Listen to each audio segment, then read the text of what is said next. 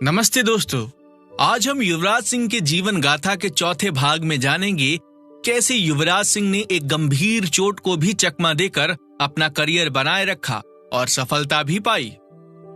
England series के बाद India का वेस्ट इंडीज का टूर लगा। इस ओडीआई सीरीज में युवराज सिंह ने 2 हाफ सेंचुरी बनाई, परंतु इसका कोई लाभ नहीं हुआ क्योंकि इंडिया इस सीरीज में बहुत ही शर्मनाक तरीके से हार गई थी। सोचिए, इस सीरीज में 5 मैच में इंडिया केवल 1 मैच जीत पाई। युवराज सिंह का परफॉर्मेंस टेस्ट सीरीज में बिल्कुल सुधर नहीं पा रहा था। वो 4 मैच में केवल 104 रन ही बना पाए, जिससे उनका बैटिंग एवरेज सिर्फ 17.33 रन का रह पाया। इस टेस्ट सीरीज में उनका हाईएस्ट स्कोर भी सिर्फ 39 था। इसके बाद सितंबर 2006 में युवराज सिंह के ऊपर काले बादल का साया छाना शुरू हो गया था। उनको 2006 में खेले जा रहे डीएलएफ कप से हटा दिया गया था क्योंकि ऑस्ट्रेलिया और वेस्ट इंडीज के खिलाफ खेलते हुए वो 0 पर आउट हो गए थे। उनको 2006 में ही आईसीसी चैंपियनशिप ट्रॉफी जो अक्टूबर में खेली जा रही थी उसमें खेलने का मौका भी दिया गया, पर उसमें भी वो कुछ कमाल नहीं दिखा पाए। इंग्लैंड के खिलाफ वो केवल 27 रन बना पाए थे। वेस्ट इंडीज के खिलाफ भी वो कुछ नया नहीं कर पाए और उनके सामने भी केवल 27 रन बना पाए। इसके बाद युवराज सिंह के साथ एक ऐसा हादसा होने वाला था जिसके कारण उनके वर्ल्ड कप खेलने के सपने पर पानी फिरने वाला था। ऑस्ट्रेलिया के खिलाफ मैच के 1 दिन पहले ट्रेनिंग सेशन में युवराज सिंह को उनके बाएं घुटने में लिगामेंट इंजरी हो गई। उस मैच के लिए उनको दिनेश मोंगिया ने रिप्लेस किया, पर बदकिस्मती से इंडिया वो टूर्नामेंट हार गई।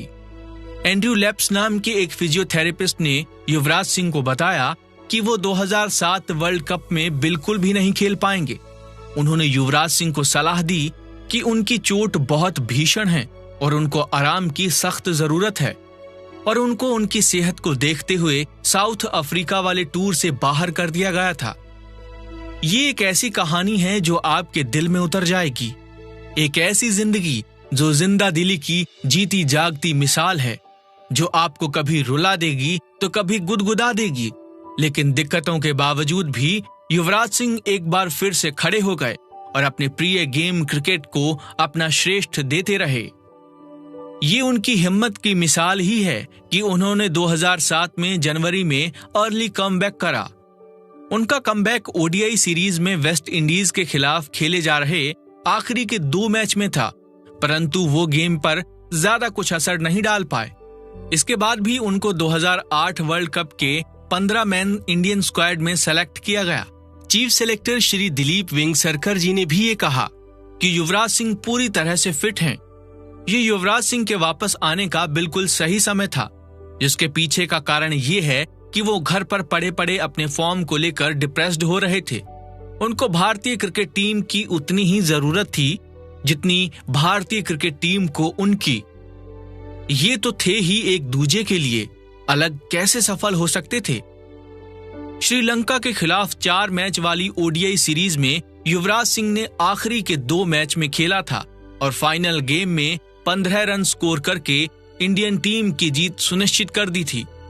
ये सीरीज इंडिया ने 2-1 के स्कोर से जीती थी। इस जीत ने युवराज सिंह के अंदर एक नई उमंग और नया आत्मविश्वास जगा दिया और वो अपनी ट्रेनिंग में और मेहनत व लगन से काम करने लगे, जिसका फल उनको 2007 के वर्ल्ड कप में मिला। वर्ल्ड कप में हार के बाद भारत की टीम के साथ साथ भारत की जनता भी काफी निराश थी। कुछ लोगों ने तो प्लेयर्स के खिलाफ सड़क पर मोर्चा तक निकाल दिया था। ये सब देखकर युवराज सिंह बहुत निराश हो गए थे। उन्होंने प्रेस कॉन्फ्रेंस के द्वारा अपने फैंस को समझाने की कोशिश भी की, लेकिन साहब, भारत में क्रिकेट केवल एक खेल नहीं है। यहाँ पर लोग इसे लेकर बहुत भावुक हो जाते हैं। युवराज सिंह एक शांति प्रिय व्यक्ति थे और उनको भारतीय जनता के इस रवैये ने बहुत ठेस पहुंचाई। एक दर्शक के रूप में कितना आसान होता है क्रिकेट खिलाड़ी के परफॉर्मेंस पर टिप्पणी करना।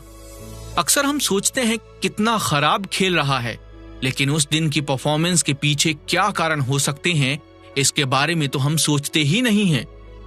वाकई सार्वजनिक जीवन आसान नहीं होता।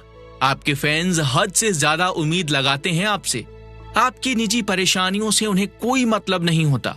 उनकी कसौटी पर खरा उतरना हर एक के बस की बात नहीं है, लेकिन अपने करियर के उतार चढ़ाव के बीच युवी ने ये भी कर दिखाया। इसके बाद वर्ल्ड कप के पहले मैच में इंडिया ने बांग्लादेश को धूल चटा दी थी और युवराज सिंह ने इस मैच में 47 रन बनाए थे। इंडिया के अगले ग्रुप मैच में इंडिया का सामना वर्ल्ड कप में डेब्यू करने वाली टीम बरमूडा से था, जिसमें टीम इंडिया ने उस समय का सबसे बड़ा 413 रन का स्कोर खड़ा कर दिया। इस मैच में स्वयं युवराज सिंह ने 40 बॉल में 83 रन बनाए थे।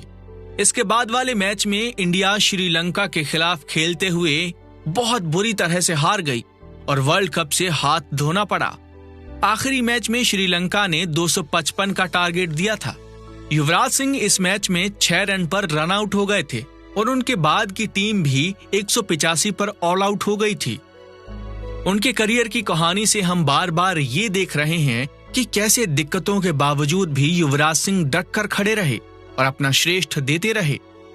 इन सब घटनाओं ने, उनके गिरने संभलने ने हम सभी को सोचने पर मजबूर कर दिया कि हमें अपना लक्ष्य कभी नहीं भूलना चाहिए और रास्ता जितना कठिन क्यों ना हो, परिस्थितियां चाहे जितनी भी रुकावटें डालें, अपने लक्ष्य तक पहुंचने के लिए हमें अपना चुना हुआ रास्ता छोड़ना नहीं चाहिए। अगले भाग में हम जानेंगे कि युवराज सिंह की जिंदगी में वाइस कैप्टेंसी मिलने के बाद क्या क्या बदलाव आए और किस तरह से उन्हें अपने ओवर कॉन्फिडेंस का भारी खामियाजा भी भुगतना पड़ा।